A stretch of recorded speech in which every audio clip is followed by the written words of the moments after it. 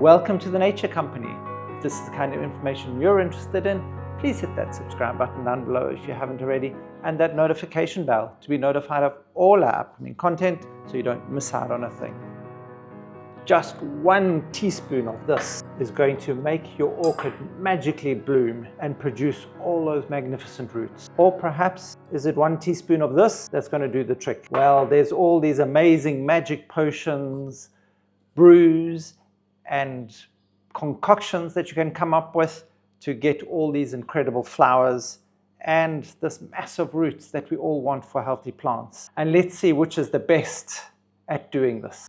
So we've all watched these amazing videos where you get an incredible amount of roots just by using 1 teaspoon of something like that, or possibly some of this, and you get amazing blooms all over the show with roots popping out from every angle and just smothering the pot in new growth.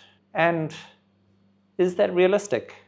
Well, I can't say it's not realistic, because a lot of these organic, well, shall we call them fertilizers, do have specific compounds in them and nutrients that are specifically beneficial to your orchids. So they do help in producing strong growth and happy plants. But this is not what is going to actually force those flowers to come out that we all want, because there's a lot of other things involved. It's not purely the extra phosphorus and potassium and calcium that is going to make those plants bloom. It's often more related to the internal clock of your plant. They have their own little internal calendar going that tells them what is the right time for them to bloom. Because let's face it, out in nature, they're only going to bloom when it is ideal conditions for either the pollinators that they need to be around, so those plants can be pollinated. Because let's face it, that's what these flowers are all about, or should I say these whole plants are all about, is self-propagation. They want to be able to propagate themselves, and that's only going to happen if conditions are ideal. So it's not going to push blooms out when there's no pollinators around. So that's always something to think about when thinking just one magic brew, a potion, or some concoction is going to make your plant burst into flowers. But then again, what are these things that we need to look for that is going to help us get flowers out of our plants? Well, one of the main things that causes a lot of orchids to bloom is temperature differentiations. This is things like your day-night temperatures. This is what helps force things like Phalaenopsis and a lot of Cattleya to flower, is when they're getting warmish days, but then suddenly those evening temperatures really drop low. So you get about a 15 or so degrees centigrade drop in temperatures, and that's what then helps cause those flower buds to start, or flower spikes to start being produced. It's generally indicative of a time of year in their natural environment, which is generally a winter time, so that the flowers are then produced in spring and summer, so that they can then be pollinated by the correct pollinators. And another part of those temperature differentiations is certain orchids need a major cooling. They need an extended cold period for them to really force those flowers. Things like cymbidiums that really do like a cold snap for an extended period. If they don't get that, they're not going to bloom. You may get tremendous growth out of your plant. It may even grow almost all year round, but you won't get any flowers. They need that cold winter rest to be able to force out those flowers. And another one is sudden sharp temperature drops. Things like your pigeon orchid that will produce flowers on and off throughout the year, but generally after a cold thunder shower or something. So it's a nice warm day, and then suddenly they get a cold snap with a cold rainfall, and they suddenly burst into bloom again. So there's a lot of differences in what specific orchids need in temperature fluctuations to get them to flower. But that's one of the major causes of flowering.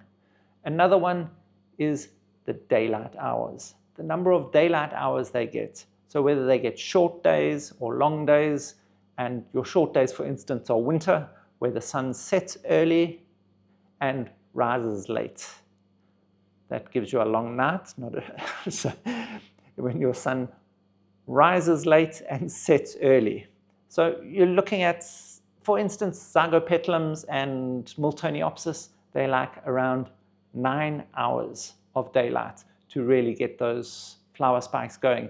As soon as they start getting too many light hours, 12 or more, you're not going to get any blooms. So if you're growing them indoors, make sure you're not allowing any of your artificial light to bleed onto them to make them think that they still have daylight conditions.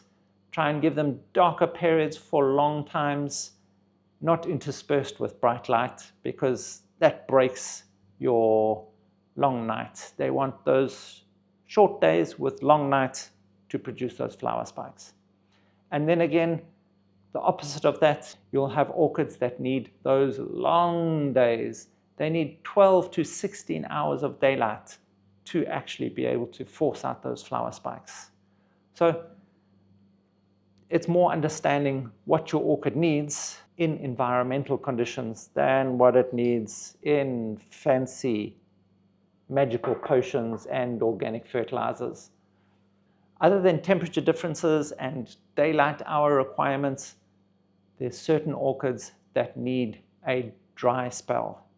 Orchids like Catasetums, Dendrobium nobles, and Lycasts all need a long winter dry rest period. And generally with that dry period, they need slight cooling, because if it's too warm during those dry periods, you can dehydrate your plant too quickly.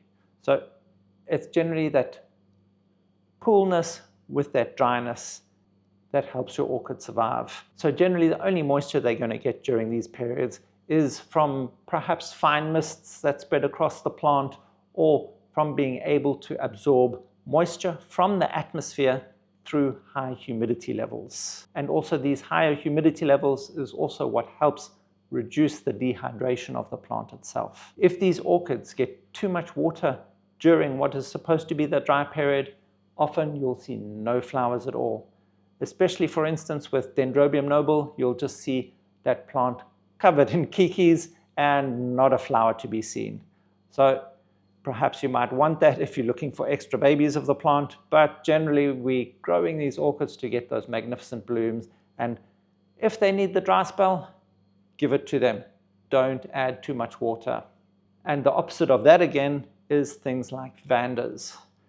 Vandas will only bloom when they are getting a lot of water. We know Vandas as it is are thirsty plants. They like to have a constant water supply available to them, but for them to really flower well, they need extra water. And with that extra water, they need the extra drying. So this often only happens during those hot summer monsoon months where the Vandas originate from.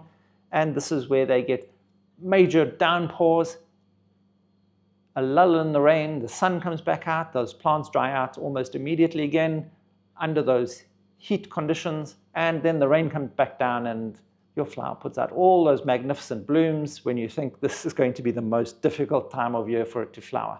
But really, this is exactly what they're looking for, is really fast, wet, dry cycles, getting flooded with water and then almost instantly being dried out again afterwards. And just by using a tonic or an organic fertilizer, or any fertilizer for that matter, no matter how much phosphorus, potassium, calcium, magnesium that they've got in them, it's not going to force the blooms. The blooms are going to come when the plant is ready to produce them, and that's due to its internal clock, and that's generally due to climatic and environmental conditions from where they originated from. This is all DNA coded, and I'm afraid simple hacks are not going to do the trick. But remember, these are still integral parts of your orchid cultivation. They are, for us, they provide essential care and nutrients to our plants, as we prefer to do everything as organically as possible. And Ed has put a lot of content down in that Buy Me a Coffee link to teach you how we go about making these magic potions and brews and concoctions. So go down and look there and have a look, see perhaps you can get bolder, brighter, stronger, bigger flowers, but not necessarily at a different time than what it's supposed to happen. And consider becoming a member like our latest member, Kevin from Australia. Thank you so much. We really do appreciate it. Thank you, thank you, thank you. And thank you all for watching. If you have found any of this information helpful, please hit that like button, hit that subscribe button down below, and that notification bell, bing bong, to be notified of all our upcoming content so you don't miss out on a thing. Help us grow as we help your orchids grow.